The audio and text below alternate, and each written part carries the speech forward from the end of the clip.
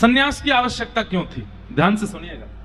महाप्रभु जी विरह भाव का आस्वादन भी करने आए हैं और कृष्ण नाम का प्रचार भी करने आए हैं, क्योंकि वे जानते हैं कि इस कलिकाल में अगर नाम नहीं होगा ना तो कलयुग के जीवों का उद्धार का और कोई रास्ता ही नहीं है।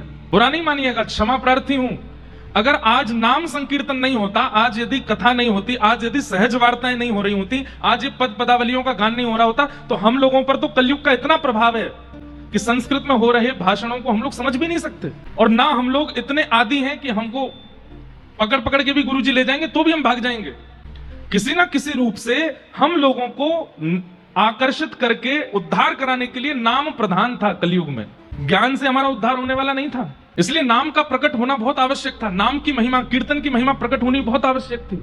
इसलिए महाप्रभु चैतन्य वो कृष्ण भाव का, राधा भाव का अनुभव भी करने आए हैं और कृष्ण नाम का प्रचार भी करने आए हैं। और आज से 500 साल पहले बंगाल प्रांत में और भारत के कई प्रांतों में अगर कोई सदगृहस्थ ज्ञान देता था तो कोई नहीं सुनता था।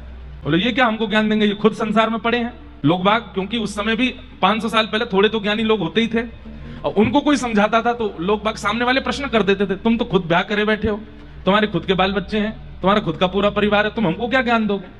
इसलिए कहीं ना कहीं लोगों के चित्त में एक गृहस्थ आश्रमी की बातें घर नहीं करती थी, इसलिए सन्यासियों की बात मानते थे लोग। तब महाप्रभु जी ने विचार किया कि अगर मेरे सन्यास ग्रहण करने से मेरी वार्ता लोगों के चित्त में विश्वास के रूप में बैठेगी तो मुझे सन्यास लेना चाहिए। और तीसरी बात, सन्यास क्यों ग्रहण किया? जिस प्रकार गृहस्थ आश्रमी एक कन्या का वर्ण करके जीवन भर के लिए उसका हो जाता है, ऐसी एक सन्यासी सबका त्याग करके हमेशा के लिए ठाकुर जी का हो जाता है।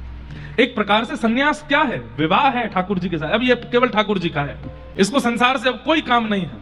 इसका जीवन, इसका भोजन, इसका रहन सहन, उठना सोना जागना, सब कुछ किसके लिए है? जीव कल्याण और भगवत प्राप्ति। तो सन्यास एक प्रकार की मोहर है कि ये ठाकुर जी का हो गया।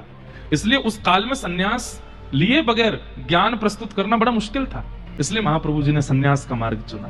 लेकिन विधिवत मां से आज्ञा ली, पिता से पत्नी से आज्ञा ली, और आज्ञा लेने के पश्चात केशव भारती जी के पास आप गए और वहां जाकर के सन्यास ग्रहण किया।